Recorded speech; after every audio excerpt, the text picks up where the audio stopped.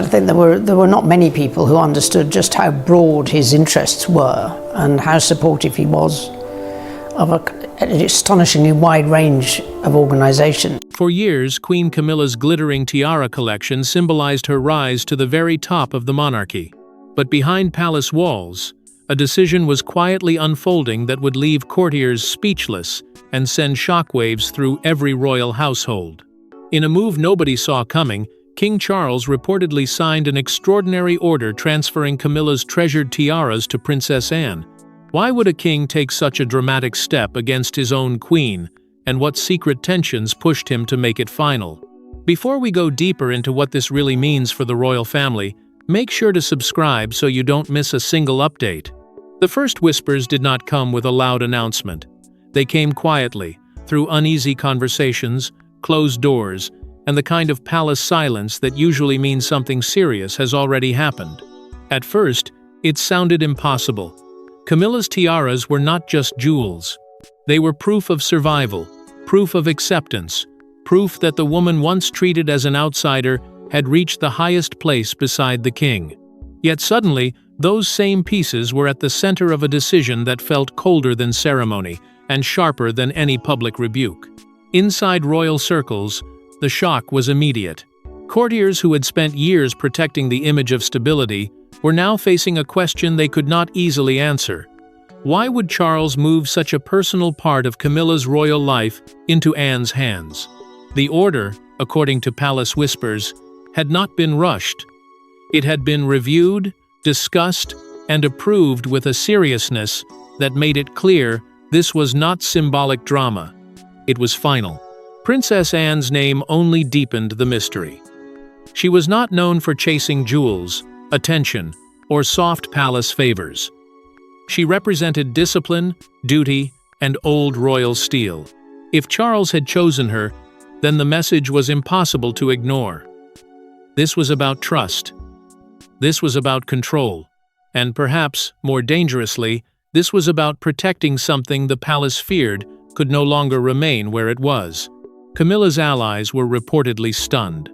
Senior staff began asking what this meant for her influence, her standing, and her future place inside the royal machine.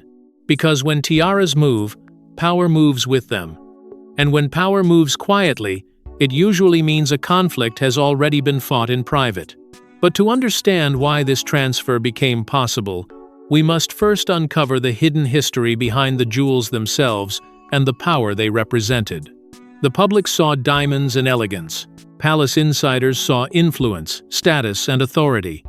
Every tiara in Camilla's collection carried meaning far beyond its gemstones. They were symbols of acceptance, legitimacy, and royal standing. So when whispers emerged that those pieces were no longer considered secure in her possession, questions exploded across the palace. Had these jewels become the center of a battle far larger than anyone realized? To understand the force of Charles's reported order, one has to understand what those tiaras truly meant. They were not simple ornaments resting behind locked doors. In the royal world, a tiara can speak louder than a speech, and sometimes even louder than a crown. It tells people who is trusted, who is elevated, who belongs, and who is being quietly pushed aside. For Camilla, every glittering piece carried the weight of her long and difficult climb from controversy to coronation. Each jewel seemed to whisper that the past had been forgiven, that the palace had accepted her, and that history had finally made room for her name. But that is exactly why the transfer became so explosive. If the collection represented her place, then removing it raised a painful question. Was her place now being reconsidered? Behind palace walls, insiders reportedly began speaking less about diamonds and more about legacy. Who should guard pieces tied to royal memory? Who could be trusted to protect them without turning them into personal symbols of power? And why had Princess Anne's name started appearing in conversations that once centered entirely on Camilla? Anne had never needed jewels to prove herself. Her authority came from decades of duty, discipline, and loyalty. That made her different.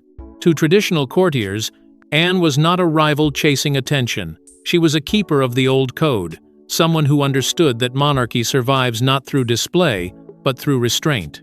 That contrast reportedly became impossible to ignore. Camilla's collection had become emotional, almost political. Anne's reputation was steady, guarded, and deeply respected. And slowly, the palace began to compare the two women in a way that no one wanted to say out loud. One represented a complicated rise, the other represented unbroken service. One carried the scars of past battles. The other carried the quiet power of someone who had never begged for acceptance. The most shocking whispers suggested this debate did not begin overnight. It may have started years earlier, buried inside private conversations about succession, image, and the future of royal property. The tiaras were only the visible part of a much deeper concern, and once Charles allowed that concern to reach the surface, there was no easy way to bury it again. As the jewels gained political significance, another story was unfolding behind closed doors, one that would place Charles directly in the center of an impossible choice. What happens when loyalty collides with duty? Sources claimed King Charles faced exactly that dilemma. The woman who stood beside him through decades of controversy suddenly found herself at odds with concerns about the monarchy's future. Behind carefully controlled smiles and public appearances, Charles was reportedly wrestling with a decision that could redefine relationships inside the royal family forever. The pressure around Charles did not arrive as one loud demand. It built slowly, like a storm gathering behind palace doors. First came the quiet recommendations, then came the warnings. Then came the uncomfortable truth that no monarch wants to face. Sometimes the person closest to the throne is not always the person courtiers believe should hold its most sensitive symbols. Charles, according to palace whispers, was given advice that cut deeper than politics. He was told this was about heritage, about trust, about what would remain after his reign was judged by history. And that is where the pain began. Camilla was not a stranger to Charles. She was the woman who had survived years of public anger beside him, the woman who had been turned into a symbol of scandal before becoming queen. To remove anything from her world was not a small act. It carried emotional weight. It carried history. It carried the kind of private hurt that no official statement could ever explain. Yet the monarchy does not move only by emotion.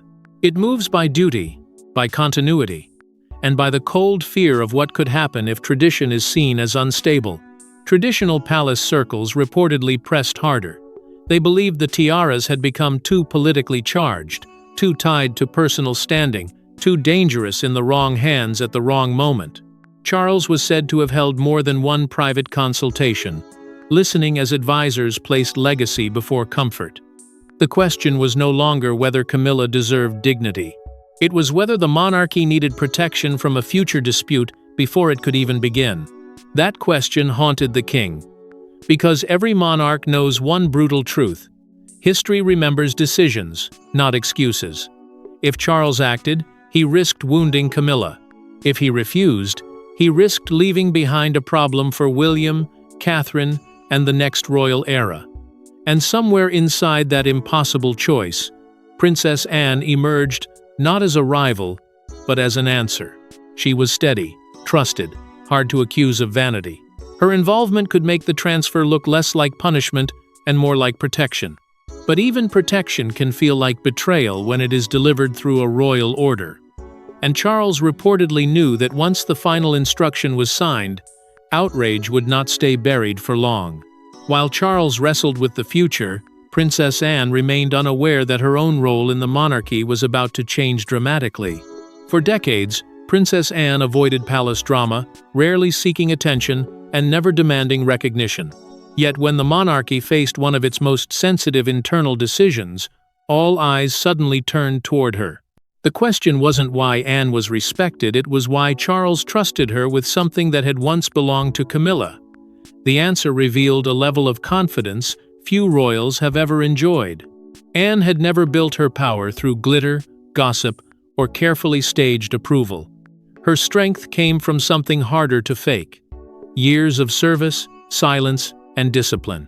While others were pulled into storms of popularity, scandal, and public judgment, Anne kept moving with the same stern loyalty that made her almost untouchable inside royal circles.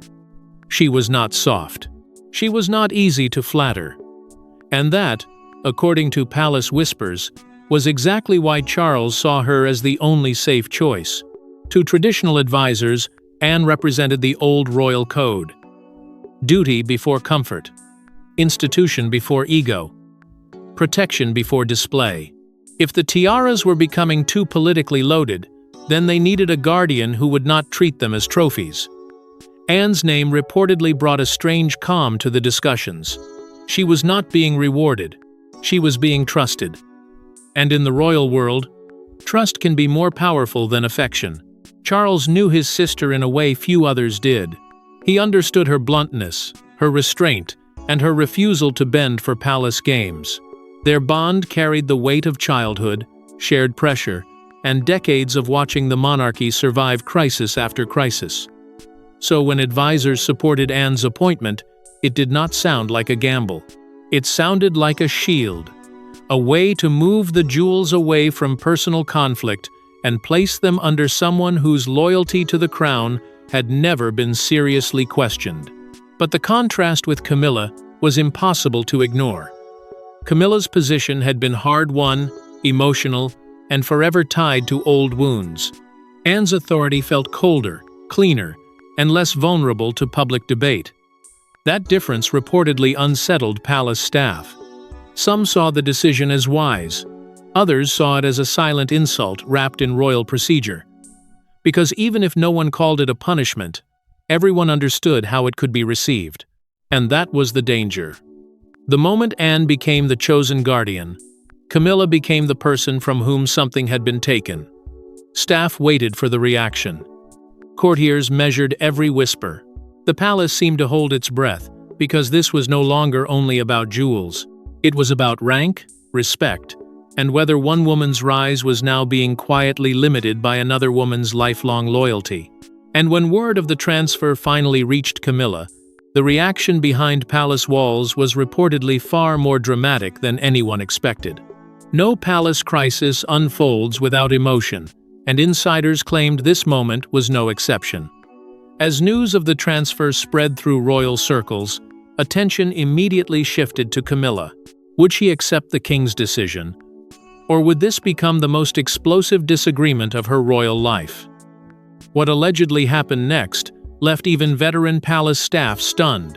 Camilla reportedly did not learn of the full details through a grand explanation or a gentle family conversation. The news arrived with the brutal weight of palace procedure, wrapped in careful language but carrying a message that could not be softened. The tiaras were to be moved. Anne was to receive control. Charles had approved it. And for Camilla, that was not merely an administrative decision. It was a personal blow aimed at the very symbols that had once confirmed her place beside the king. Her closest allies were said to be shaken first, because they understood what the transfer suggested before anyone dared say it openly. If Camilla's collection could be reassigned, then her influence was not as untouchable as many believed. The palace had drawn a line, and Charles had allowed that line to pass through one of the most sensitive parts of her royal identity. Publicly, there was silence. No sharp statement, no open rebellion, no visible crack in the carefully polished image of unity. But privately, the atmosphere reportedly tightened with anger, hurt, and disbelief. This was where emotion collided with power. Camilla had spent years fighting to be accepted, years enduring whispers, judgment, and cold comparisons. Every step upward had come with a price. So to see prized royal symbols placed in Anne's path raised a painful question. Was this the beginning of a quiet retreat from the authority she had gained? Some insiders claimed she wanted answers.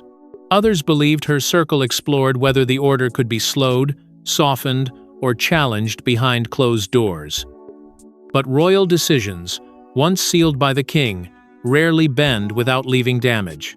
The tension quickly spread beyond Camilla herself. Courtiers began watching one another, measuring loyalty through silence and small reactions.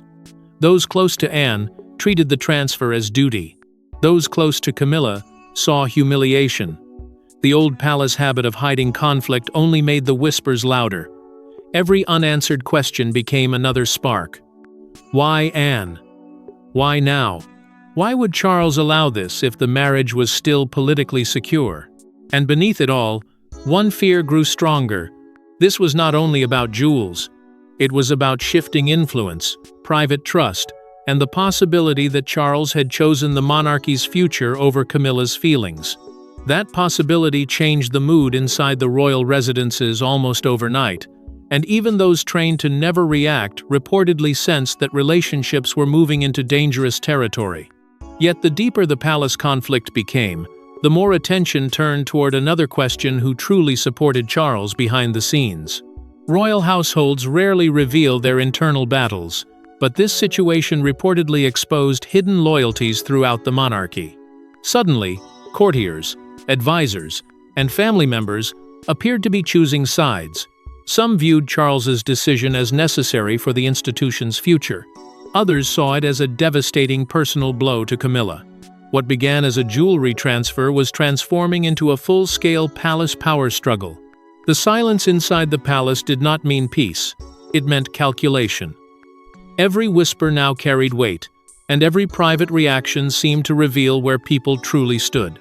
Those who defended Charles argued that the king had done what monarchs are sometimes forced to do: make a painful decision before a larger crisis could form. They believed the transfer protected royal heritage from emotional dispute, future confusion, and any battle over ownership that could embarrass the crown later. To them, Anne was not being placed above Camilla. She was being placed between the jewels and chaos. But Camilla's supporters saw something very different. They saw a queen being quietly weakened. They saw decades of loyalty answered with a cold legal order. They saw Anne's rise in this matter as proof that old royal blood and lifelong service still carried more power than a hard-won place beside the king. That belief created a quiet divide, and the divide grew sharper because nobody could address it openly. Palace politics rarely explode in public. They tighten behind closed doors until even silence becomes a weapon. Advisors reportedly began debating precedent. If Charles could move Camilla's tiaras now, what else could be reassigned later? Could other royal assets be placed under new guardians? Was this a one-time act of protection, or the beginning of a wider correction inside the monarchy?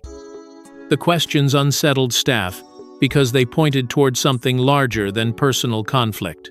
They suggested the palace was preparing for a new era, one in which sentiment would have less room and institutional control would matter more than private pride. Anne's circle, meanwhile, was said to remain firm. Supporters believed she had earned this trust through years of service, without scandal or demand.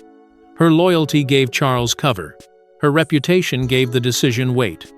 Yet that same strength made Camilla's position appear more fragile by comparison.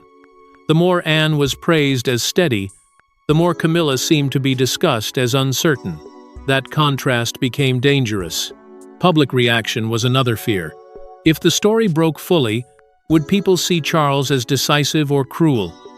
Would they see Anne as a protector or a beneficiary? Would Camilla become a victim, or would the public quietly accept the move as overdue?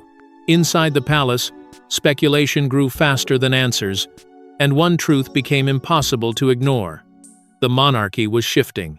But even as the palace debated the present, Charles was reportedly thinking about something much larger: the future of the monarchy itself. Kings rarely make decisions based solely on the moment. According to insiders, Charles believed this transfer carried implications that would outlive every current royal controversy. The jewels were no longer simply jewels; they had become part of a larger vision for preserving stability and protecting the institution for future generations. But would that vision unite the family or fracture it forever? For Charles, the reported transfer was not only about Camilla, Anne, or the painful tension between two powerful royal women. It was about what kind of monarchy would survive after him. That thought carried enormous weight. Every king leaves behind more than ceremonies and speeches. He leaves behind choices that become warnings, examples, and sometimes wounds. Charles was said to understand that the royal family was moving toward a new chapter, one shaped by William, Catherine, and a public that watches every sign of weakness with unforgiving eyes. That is why tradition became central to the decision. The tiaras had to represent continuity, not conflict. They had to be protected from personal battles, private resentment, and future claims that could turn royal heritage into a public fight. In that sense, Anne's role reportedly became even more meaningful. She was not being handed the jewels as a prize. She was being positioned as a temporary guardian of something larger than herself. Her duty was to hold the line until the monarchy could decide where these symbols truly belonged in the next era. Yet even that explanation could not erase the emotional cost. Camilla's supporters believed the decision marked a painful narrowing of her influence. Anne's supporters believed it showed discipline at a moment when discipline was needed most. Charles, caught between those views, seemed to be building a legacy that required someone to feel betrayed. And that is the cruel truth of royal power. Protecting the crown often means bruising the people closest to it. Questions quickly began to grow. Would the jewels eventually pass into a wider royal collection? Would Catherine's future role become part of the discussion?